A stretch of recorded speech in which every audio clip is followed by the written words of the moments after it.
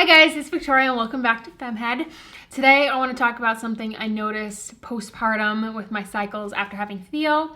So I got my first period postpartum at 10 weeks, and I know a lot of people get them a lot later than that, but that was just me. And I was kind of happy and relieved to have my period back so soon because I knew it could start balancing out and getting back to normal sooner than most people did. And although I was getting regular periods, I was not charting. I'm just gonna come out and say it. I didn't chart for the first 6 months because we'll get into it. And before you get mad at me, like I was not sexually active, so I was fine. I wasn't taking my basal body temperature because it's next to impossible with a baby that wakes up every few hours and you're just not sleeping, so I didn't even try. And my cervical fluid was almost always a fertile quality fluid. So in my mind, I'm like, I'm not taking my temperature, my cervical fluid looks pretty dang fertile to me, and I'm not charting, so I'm just gonna play it safe and just not have sex right now. And also, like, I was not in any sort of hurry to get back at it because things needed to heal, things needed to go back to normal, and I just needed to get back to a place where I'm like, okay.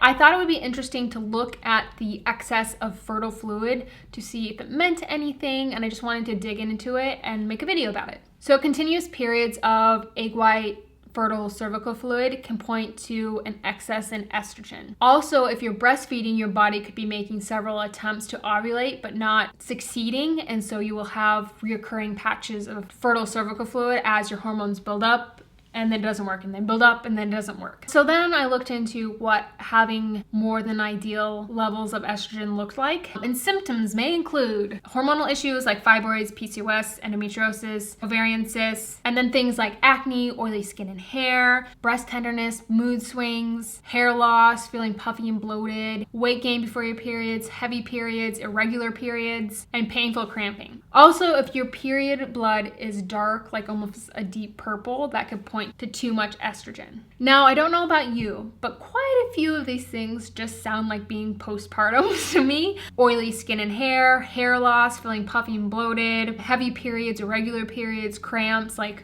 that sounds like postpartum to me. And honestly, I wasn't really concerned with the excess in cervical fluid postpartum because I expected things to be off and different after my body being pregnant and then all of a sudden not being pregnant. I didn't expect it to go right back to normal. My cycles now are shorter, but I would say fairly regular. And my cervical fluid is almost back to a normal pattern. Theo is 9 months when this video goes out, and I got my first period at 10 months postpartum. 10 months.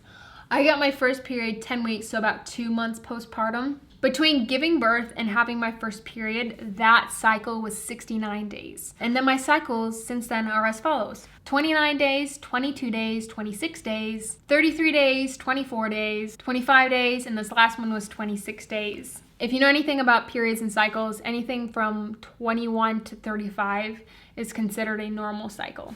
So in conclusion, it just seems like my cycle is rebalancing after giving birth, which is what I thought all along, and it's got every right to. I was not expecting to just have fertile quality fluid and so much of it so often. It's reassuring to have consistent regular cycles now and so early on in the process of having a kid. I love my child, but I'm just getting used to sleeping again, and I am in no rush to go through the newborn phase or be pregnant again right now. And that doesn't even take into consideration the effort it takes into caring for a child and trying to get your work done and trying to keep the house and the world spinning. I want to be safe. I want to chart my cycles, and so I'm very grateful to have a cycle I can chart again. Now, I know I'm out of the norm when it comes to getting my cycle back so quickly, but I made a video recently about your cycle returning postpartum and what to look for, and I'll link that down below for you if you want to go watch that video. That's all I have to say. Thank you so much for watching. I hope you enjoyed this video. Give it a thumbs up if you did, and I'll see you in my next one. Bye.